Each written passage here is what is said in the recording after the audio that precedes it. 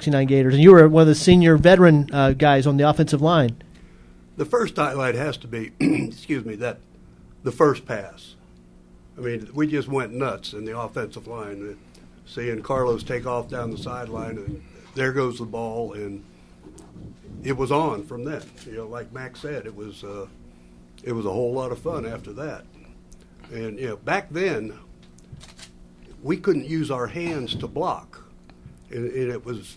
I don't see how we did it, because I've been coaching offensive line now for years, and I couldn't imagine not using your hands after coaching these kids now and watching the way it is there.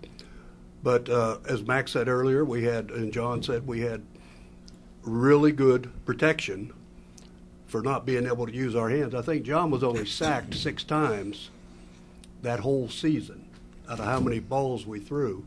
396, I think. And 2 of them were his fault because he went the wrong way.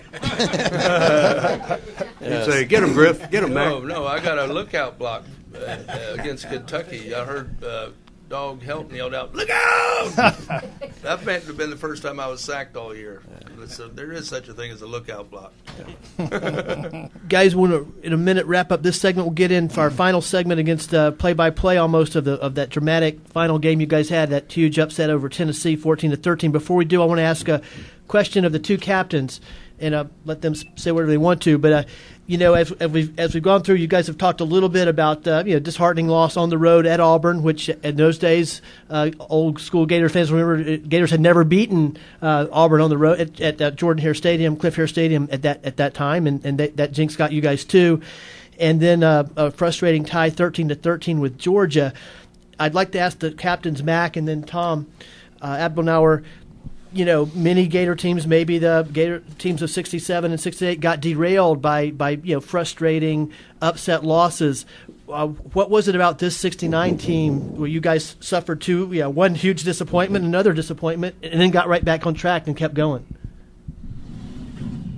Well, we played, I think it was Kentucky after that tie with Georgia, and they kicked off to us, and Harvin Clark received the kickoff and took it all the way back for a touchdown, and we ended up beating 31-6. So it was real easy to forget about losing when you run the opening kickoff back for a touchdown. So it didn't stay with us for long. And then we got a chance to play Miami in the final game of the year, and it was homecoming for Carlos going back to Miami, and the headlines were "Stop the Cuban Comet." Yes, remember that? Yep. And there were about 30,000 Cubans in the States. Oh, it was wild. Obviously, he's the first famous Cuban football player in the state of Florida, and he's going back to his hometown with a winning football team, and the guy just simply catches 15 passes for 237 yards, and TD scores 2 touchdowns and breaks the all-time scoring record for the SEC. And it was a wild finish. It was awesome. Defensive captain Tom Abelnauer? Yeah, we've talked about a lot of games, but we haven't spent much time on the one game I think was really pivotal in my mind, and that was the FSU game. There were some things done in that game that people should always remember. The year before, we played them in Tallahassee. We were heavy underdogs, and we beat them 9-3, holding FSU to 3 points at their home. Next year, they come to our house. We play them. Our defense dropped Bill Kappelman 11 times for a loss of 91 yards. Third quarter, David Gasquire intercepts a pass, returns it to the Florida State 37.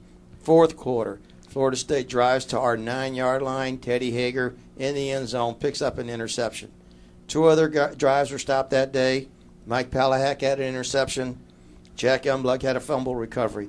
And Robert Harold was named National Lineman of the Week in that game. I think that's something really proud. You know, you talk about that defense. I can't be prouder of that game no matter what happens. I just thought that was a great game for us, and I'll always remember it. And it goes to show how strong we really were. Third game of the year. Also, to that time, that was a 15-point difference in scoring. That was the greatest margin of victory up until that point in that series, was 15 points. Now, who was that big, tall, wide receiver they had, and they threw the fade, but they call it the ephus? What did they call that, Steve? The lob it up to that guy? To Ron Sellers, you mean? It was a guy after him about 6'7", and they'd try to lob it up in the end zone to him, and you guys broke it up several times. I remember early when they drove down there. That was Dave Cowens, wasn't it? Which was critical. Thank you for sharing that, Tom Abdelnour. And that's another great example of the character and the nature, the makeup of the 69 Gators. Fresh sophomores making big plays, seniors making big plays, juniors making big plays, opportunistic defense making big plays. We had a field goal kicker who was a sophomore too, Richard Franco, who came here, I think, from Mars. But Franco was one heck of a field goal kicker. I don't think he missed, did he? And he did a good job for us all year. And some other guys really contributed on that team. It was really a special team. Paul Maliska, yes. And before we go to break, let's just two guys I do want to mention. I know and that they contributed heavily to the Gators. Of course, Tommy Durrance, we've mentioned, set the SEC and Gator scoring record that year on the running game. He had a great running game to go with the passing game.